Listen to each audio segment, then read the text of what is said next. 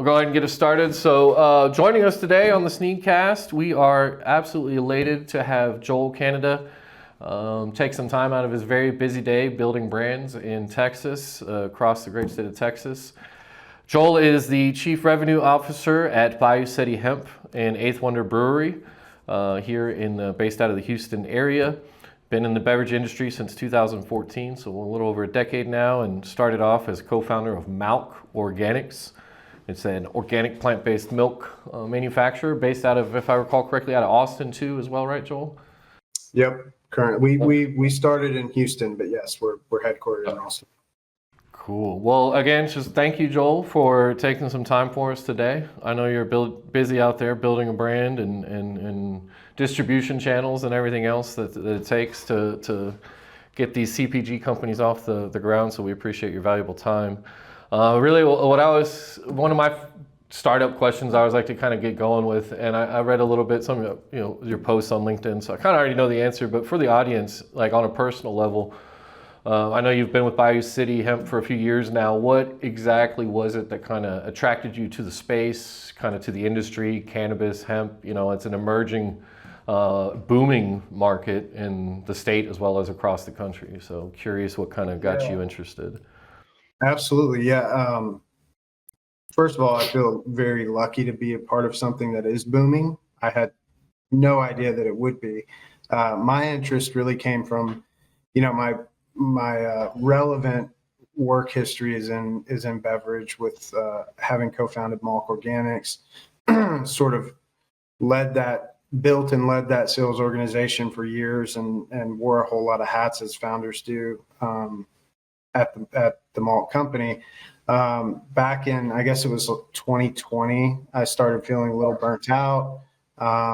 We were looking to bring in, I guess, more industry professionals from consumer packaged goods that had built brands outside of the natural channel, which is where we were at that was kind of, I got us as far as we could go in the natural channel. And then it's sort of a whole new ballgame when you look to conventional with expansion into Kroger and Target, which we were in, under while I was there, but just needed a little bit more, I guess, experience. And so we started looking out into the industry to hire people from other brands that had been acquired or, had success in the conventional markets. And so I decided to leave the day-to-day kind of in search of my next thing. And, at the start of COVID, I had made a conscious decision to quit drinking alcohol.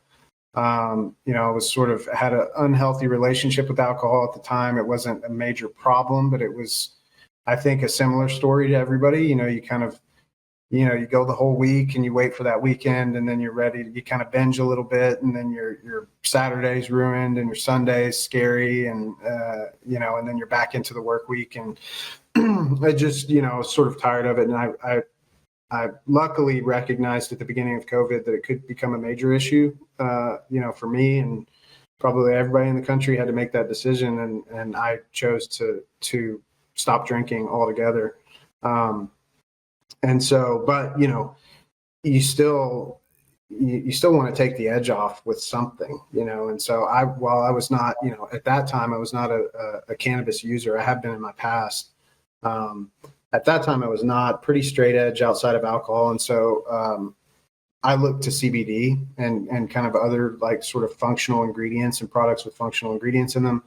Started buying a bunch of CBD from different sources, trying to figure out what was legit and what was, what was not. And then, came across some really cool CBD beverage brands that really kind of sparked my interest. And I'm like, man, this is really cool. This is providing functionality and it's cool branding, which I love. I'm a big, I'm a big brand guy. I love the aesthetics of brands and launching brands. Oh, yeah. And so I got really into the CBD beverage space and figuring out who was who and stuff like that. And then I started thinking, well, this is cannabis related, and how can I do something in cannabis? And maybe I can't because I'm in Texas. And at the time I thought, well, I just probably can't. But I did notice that there were these hemp events popping up. Taste of Texas Hemp Cup, I think, was the first one I went to. And then, the hemp festival in South Austin and all these little things. So I just started going to these things by myself and trying to meet who are the big players that are part of these, and meeting those founders and figuring out what products they're selling and all that stuff. And over and over again, I kept running into the Bayou City Hemp team. They'd have their booth set up better than anybody else. They had some amazing products. They really, to me, seemed at the time the only operators in the space that had something that was scalable.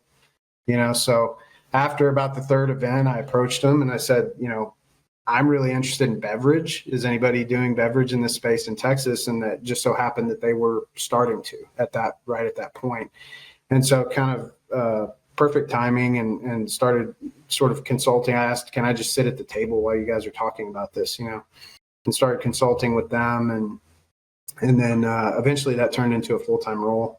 And that's kind of how I met those guys. And since I've been able to have a big contribution in creating these brands that we're selling now out there in the market.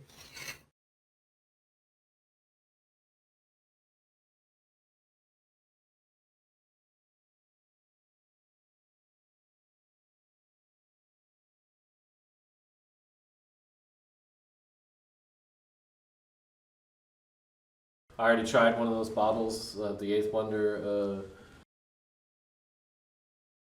It was like a green label on it. Yeah, Ocho Verde, and like it's part of the reason I like that question, and because it actually resonates very strongly with myself. Although I'm a little behind you in terms of the whole trying to curb my alcohol consumption.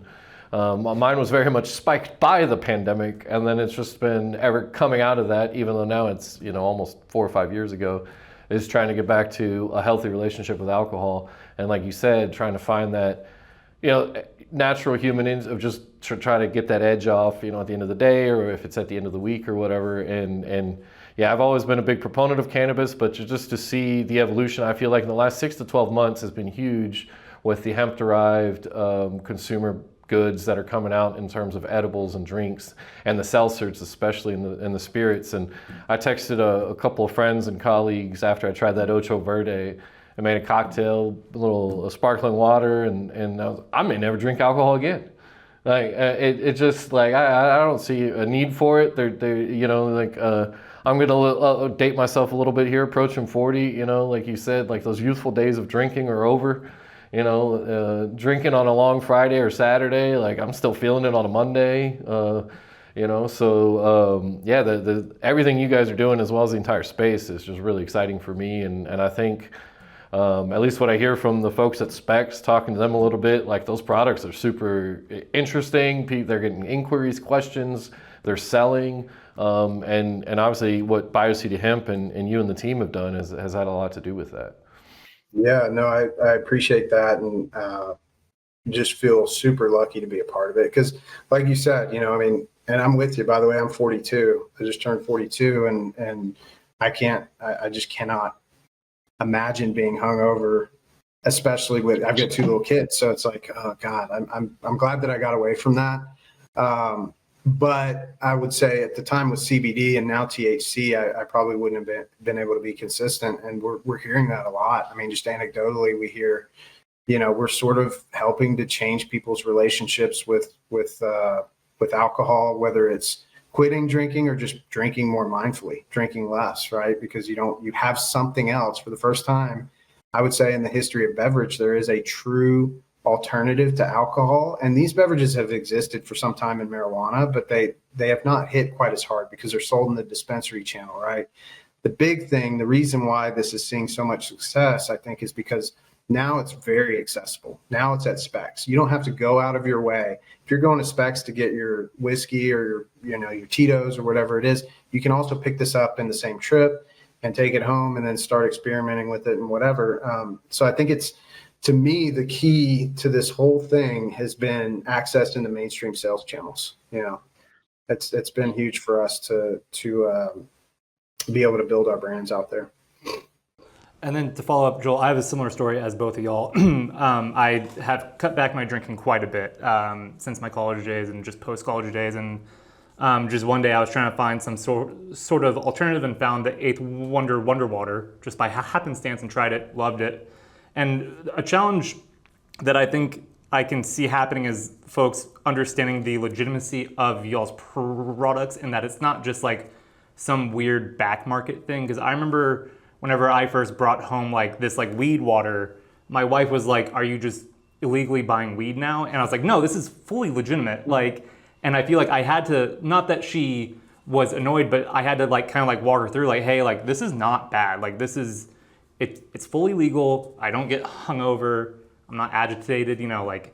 So like how have y'all tried to address those issues of like the surface level issues that like it seems shady, but it's really not.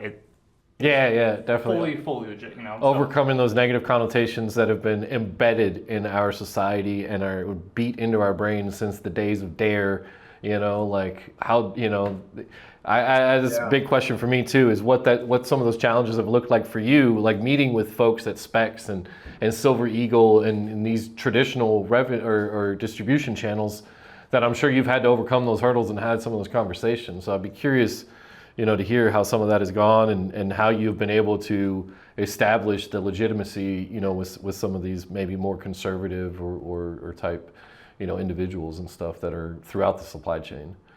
Yeah, absolutely. I mean, I think there's kind of two parts to this question, and our experience has been that in the very beginning, so this is a very new category. So when I say in the very beginning, I'm talking about 2 years ago, which seems like 10 to us. But, you know, in the very beginning, it was a lot of sort of people saying, is this that Delta stuff? Is this Delta 8? I did that. Yeah. What is this? You know, and like there are a lot of questions around that. We did make Delta 8 products for a while in the beginning of our company as a co-manufacturer. That was what was popular, and that's what brought in the revenue for the brands that we were producing products for, and in the sense of private label stuff, which we no longer do. And we just cut out Delta 8 entirely. So that was, I think, a big part of it is, first of all, we don't do Delta 8. So that's a great way to start the conversation. Secondly, yes, this is Delta 9 THC.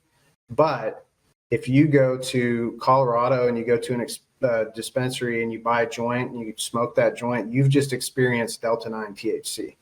That is what it is. It is the same compound. It's just derived from a different plant, right? And so when people understand that, I think it helps them feel a lot more comfortable in terms of the Delta conversation. This is chemically identical. And we, you know, for us, a big differentiator is that, you know, we're vertically integrated. And so, you know, we own the entire supply chain. We say from seed to shelf. We don't actually grow the hemp, but we have 2 partners that we're contracted with to get organic hemp from. One of them's in New York and one of them's in Colorado. But we pull that plant material into our facility in West Houston. We extract the cannabinoids that we need, whether it be CBD or THC. And then we have organic PhD chemists full-time that are formulating these beverages for us, right? So it's like we know we have another big differentiator is we have in-house testing capabilities. So to be in this category, you have to, and to be compliant with the regulations that are current, you have to send all of your products out for third-party testing before you release them into market and get that COA. Well, we have an in-house in our laboratories an HPLC machine, which does all of those tests for us. And so we're able to move quicker, frankly, you know, because we know right away that the product that's going out is going to hit what it needs to hit on the COA, and we're good to go. But also it's just a way for us to continuously confirm the quality of our product. You know, we're getting two tests. In most cases, it's ours and then the third party. So all of those things in conversation, I think, help people feel better. And in the beginning, it was sort of a heavy lift to explain this over and over again to retail partners or distributors. And along with this explanation, we have to pay our attorney to come and sit with us in the meeting to make their attorneys feel good. And, you know, I mean, there was a lot of that in the beginning. That's all sort of changed over the last like 3 or 4 months. In terms of the consumer, and what I mean by that's changed is that everybody knows about this now. And so we're actually getting, you know, the Molson Coors distributor in Florida is reaching out to us. We heard about your products. We're ready to bring it into the portfolio, whatever. We don't have to convince their attorneys anymore, which is great. Yeah. And it's way easier for me to do my job. In regards to the consumer, I mean, we've been selling Wonderwater on tap at the Eighth Wonder Brewery since 2021. What we have found is that there's less education required for the consumer than you might think, and there is more education required for the operators of the businesses that we're trying to sell to. So when the consumer sees this pop up on the spec shelf, and it says THC on it, everybody knows what that is. It's just having ease of access and that being present at a legitimate operator like Specs or Total Wine, that confirms right there to them that this is a safe product and that they're ready to, they can purchase it and go home and safely have a safe experience. That has been a huge help for us, is just having the legitimacy of the retail partners that we've got, bringing this onto their shelves has been really huge. And so I think that stigma is lifting pretty quickly. I mean, we, anecdotally, the type of people that we see come into our tap room and buy it, and that we're, friends and family that we're getting messages from that have tried it. It's a huge population of people. It's not a very specific demographic. Mix. Yep. We've got elderly people at the tap room drinking the 10 milligram drink that we have on tap, and it surprises us, but it used to surprise us. I'll say it doesn't anymore. Now it's. Well, you bring up a good point there. Every time I've ever been to a dispensary outside of Texas, from Boston to Vegas, Washington, California, you go inside a dispensary, and I call it America's last melting pot. You go in there and you'll see a middle-aged couple that looks like, church-going couple, and you'll see a young, hip hop, influenced individual, just like a wide spectrum. Like I always like to say, this is the last place in America where there are no political or ideological associations. This is truly like a plant that is bringing people together from wide walks of life, which is another big reason why I'm a big proponent of it. You bring up some good stuff. There are some, in my opinion, some things that irritate me. I hear certain politicians that are in the state legislature that have come out now and said that the next legislative session that they're coming after legalized hemp products and hemp-derived THC products and whatnot.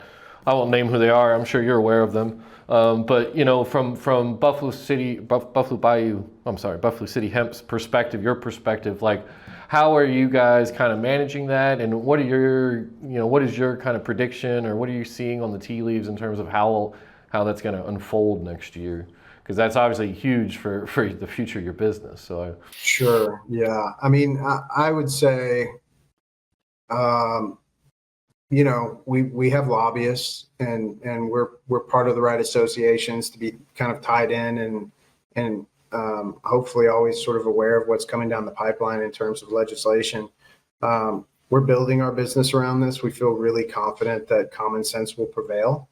And that we'll have the opportunity to state our case with the people who should be hearing it.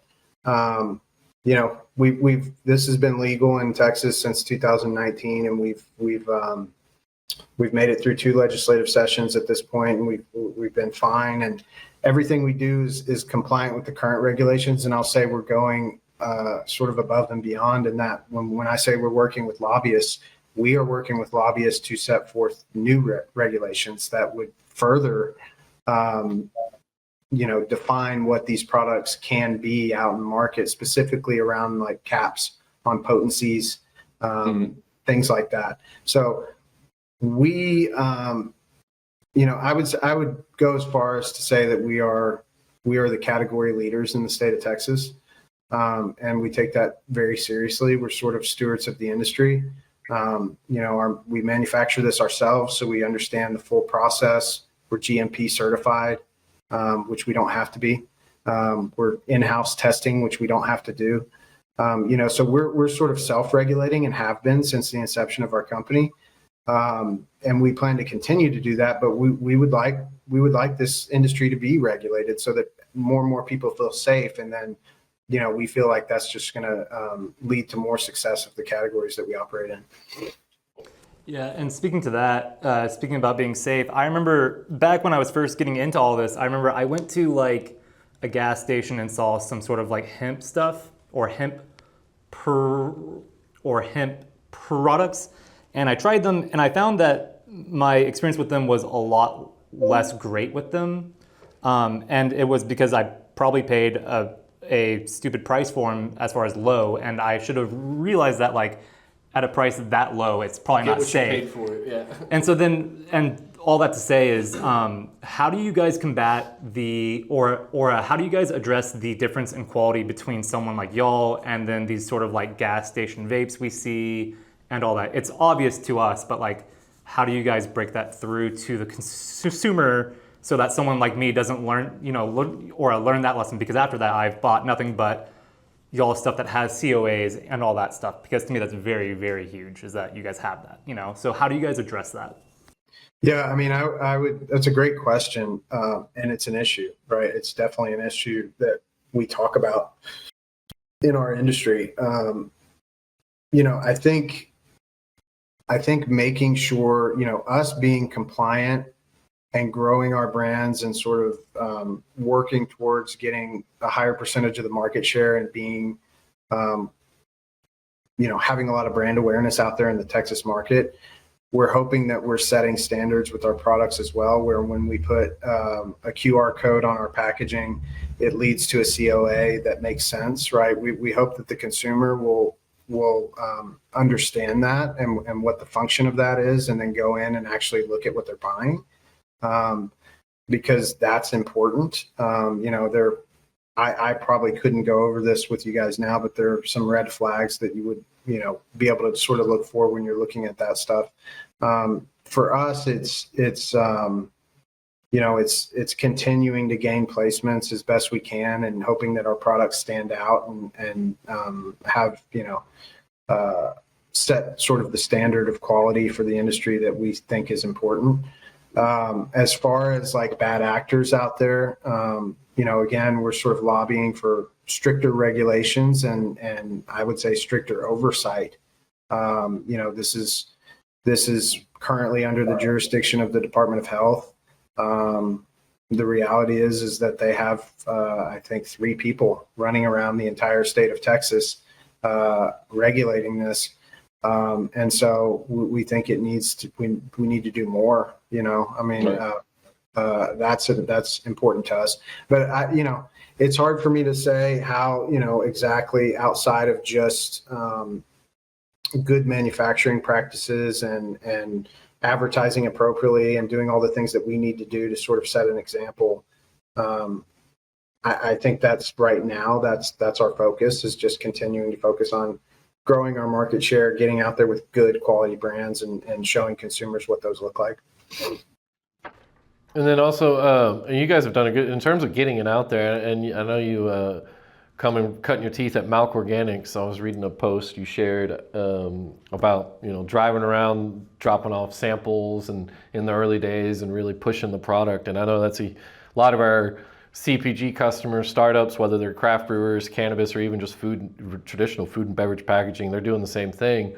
But also, Quentin had pointed out to me this morning that you guys are doing some pretty, these high society dinner collaborations with restaurants. So I think you guys are really coming up with some really unique ways to also, I like that as a marketing person, because now you're incorporating the restaurant, and then, which is a potential customer for you as well, or distributor, and you're getting to expose them to the product as well as, so there's a very kind of a holistic approach there.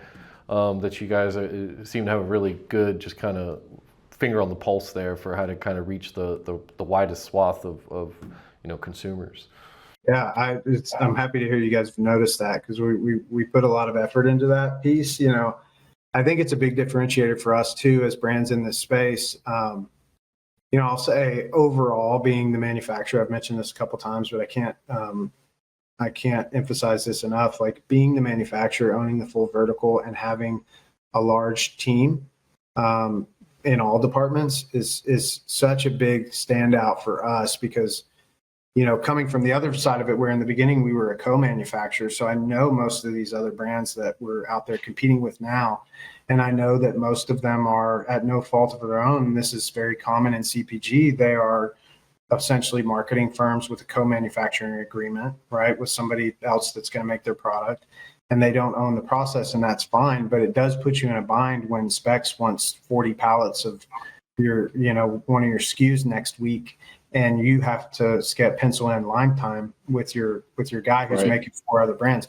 So that, that helps us a lot. But also, I would say on the side of infrastructure, we've got a large company. We've got, and part of that was from the Eighth Wonder acquisition. We inherited a big production team, and so we've got a little over 50 people employed by us now, and a good chunk of that is sales. And one of our strategies that I think is going to be the winning strategy is that, we want to go out there and hammer, beat down doors and get distribution and expand that as quickly as possible. And also strategically, right? We don't want to get a door that's going to order a case and then never order again because it's a waste of time. But as we build out that sort of distribution footprint, we also have a team of field marketing managers that then come in behind the field sales reps who are closing the deals and make sure that they're nourishing that account appropriately. So if it's some big influential on-premise bar in the Heights of Houston, that we are immediately our field marketing rep who covers that territory is meeting with the owner or the general manager of the property and putting together a calendar of events to activate. It's so important. It's costly, but it works, right? Just you have to build brand awareness out there in the market. One, as you mentioned, they're our customer now, so they're buying product from us, but also that's going to drive velocities at the total line down the street. People are going to see that Howdy tap handle on the wall, and they're going to remember Howdy, and when it shows up in front of them at Total Wine, they're going to get it off the shelf. And so we do the things that I think are pretty standard in beer, where we're doing tap takeovers or trivia nights that we sponsor, or fun events like that.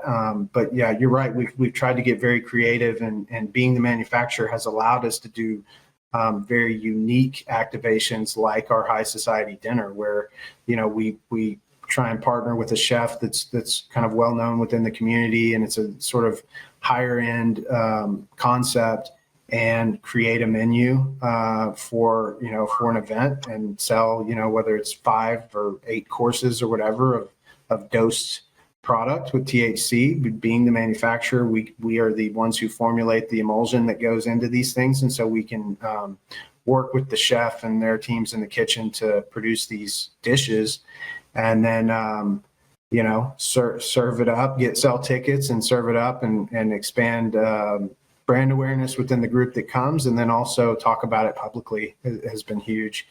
So we did our first one with a sort of a higher end Indian food concept in Houston called Musafir. Went really well. I think we sold out 2 nights there. I was not able to attend that one, but man, the pictures, I had a little bit of FOMO after seeing. I have FOMO just hearing about it. Yeah, it was really cool. We also did one recently with Real. I don't know if you guys are familiar. Oh, I'm very familiar with, yeah. I've never tried it, but I've heard about it for a couple years now. I know it's on my list. It's great. Great spot. Chef Ryan Lashane there is he's a big fan of ours, and we're a fan of his. And so we did a really cool dinner that I was able to attend there. Ryan Soroka, who's co-founder of Eighth Wonder, MCs these events. So, you're not blind to what you're getting into. He kind of stands up in front of the restaurant and tells you, he's a shaman, right? He walks you through, okay, you're about to start. Okay, it's about to start kicking in here. You're going to, do course number 3, get ready.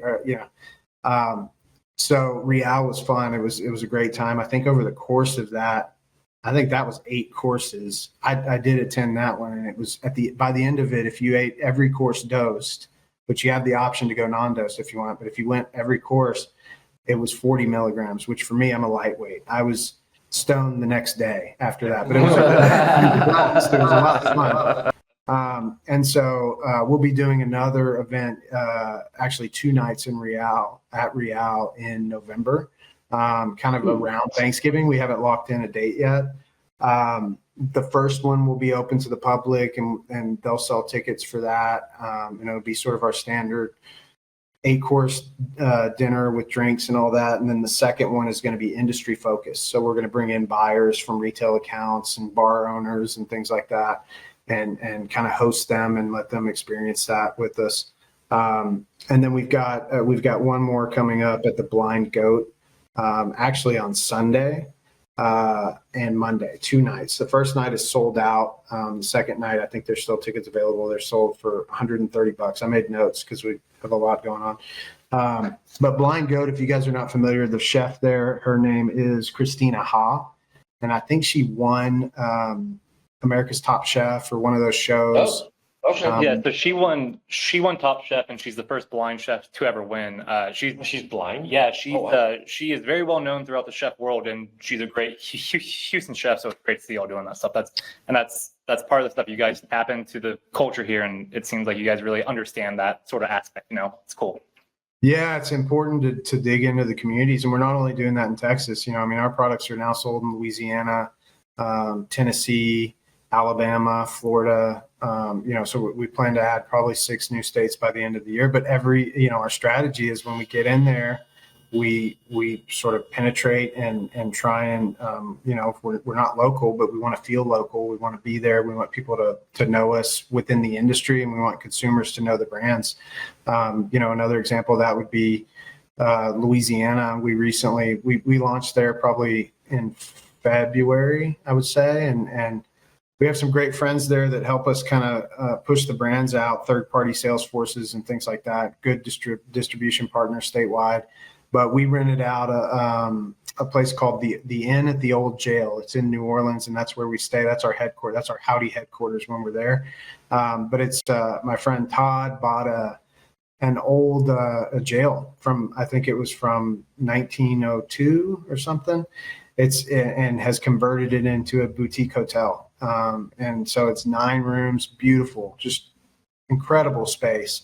But we rented that out and had a big industry party. So we had our distribution team, we had buyers from retail locations, we had general managers from bars and bar owners, and to come and just kind of experience our beverages. We hired a lot of local musicians to come in that I didn't know, but everybody there knew really well. And we did that as sort of an industry night. We did ride with our distributors throughout the week, and then ended the week by sponsoring a big concert at a music venue. I think it's called Parkside in New Orleans, and had about 400 people come out and see that show. And there's of course Howdy stuff everywhere. And so it's costly, but like it, you immediately see the impact when you do these activations typically. Especially if you have some good placement in the territory already. And I have like 3, I know we're kind of getting close to our time here. I got 3 kind of thoughts that have been running through my head here. One, just kind of going back to some points you made earlier, and what we've seen up here. We're in the Spring area, close to the Woodlands, north of Houston, and there's a couple of ale houses here, Thistle, Hop Scholar, that now have, I think they're your products on their taps and selling the Howdy cans.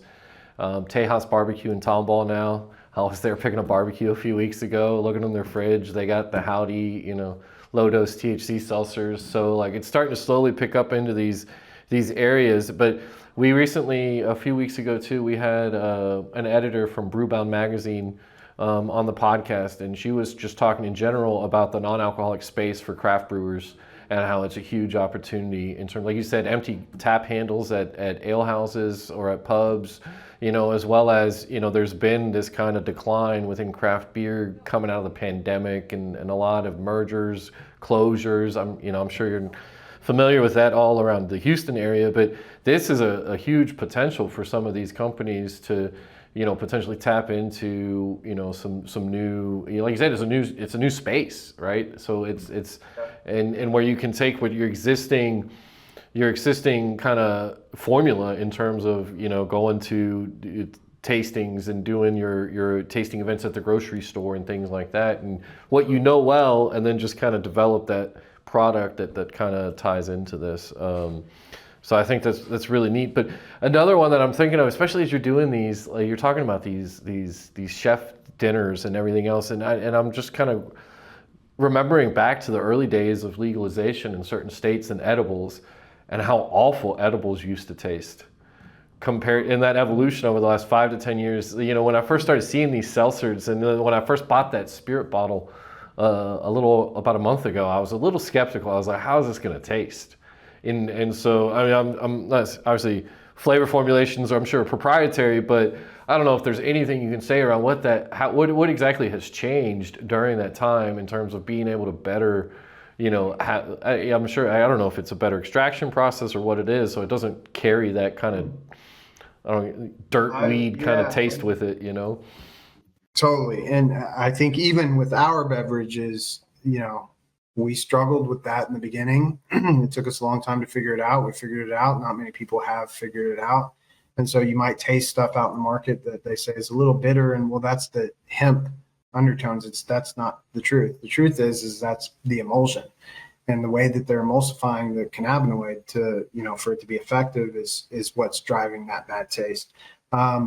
It is proprietary. I can't tell you exactly what it is, but I can tell you for us, it was sort of, first of all, shout out to Stephen Horton. He's our COO, and he's a genius, and he has created, you know, had helped to create all these products that we put out in the market. But specifically on the emulsion, he's worked tirelessly to, you know, our CEO gave him a deadline and said the emulsion needs to be flavorless by this date. And he literally got it on the day that he was supposed to. And it's great. It's flavorless. And we did it through the way that we emulsify and nanitize the cannabinoid. So it's really, we're using a different piece of equipment ultimately to make the end product, the nano emulsification. Very neat. And kind of to put a bow on everything, and in preparation for this, I was reading an interview with your CEO, I think from Fox 26 earlier back in March or April, and I think you guys had just announced your specs, you know, deal, and that you're getting into all the specs. And as part of that, one of his comments was that two big brands that we're all familiar with here in Texas that are on your wish list of H-E-B and Buc-ee's. So as an interested consumer and customer, you know, how close are we to potentially seeing some of these products inside an H-E-B when I go grocery shopping on the weekend, or Buc-ee's, or even other, you know, traditional like convenience stores and whatnot? Yeah, I think we're close. I mean, we're working on it. I'll say that we're working very hard on those. You know, that's our wish list, right? H-E-B and Buc-ee's, and that's when we feel like we've made it. But I will say that, you know, Specs gave us 235 stores. They have a 215 under the Specs banner, and then they own some other banners.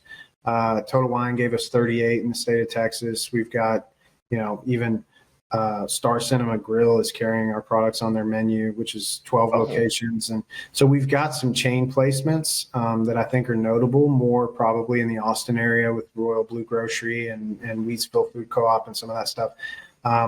But it's enough right now to really, I think, make us a legitimate category in Texas. We have probably about 1,000 accounts in the state of Texas.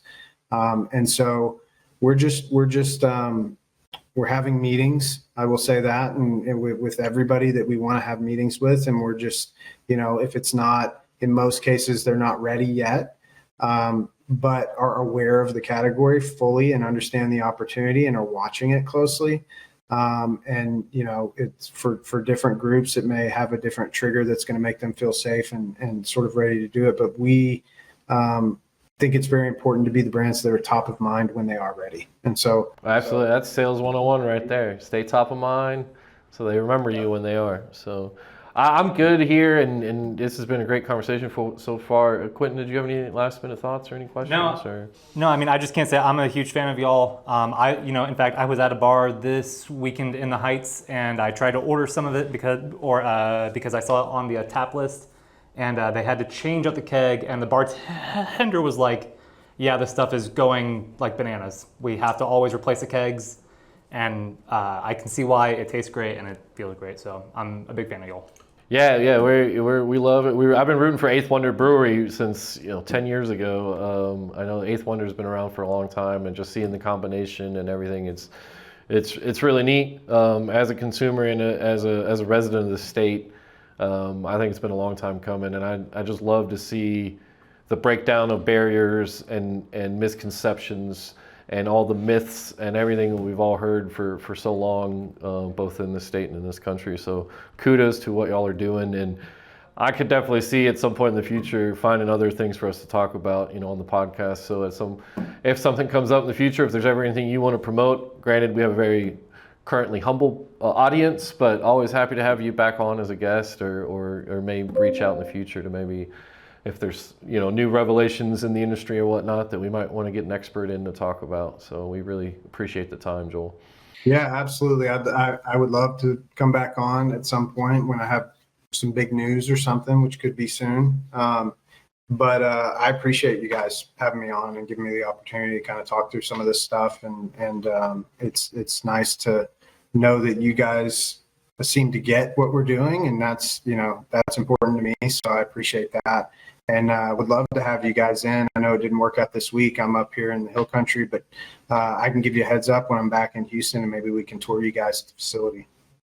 Definitely, yeah. Let us know, or we can definitely make something work. So happy to find a work-related excuse to go to a brewery. So awesome, Joel. Well, that's all. Yeah, won't take up any more of your time. Again, thank you so much, and have a great rest of your week, and just keep on keeping on.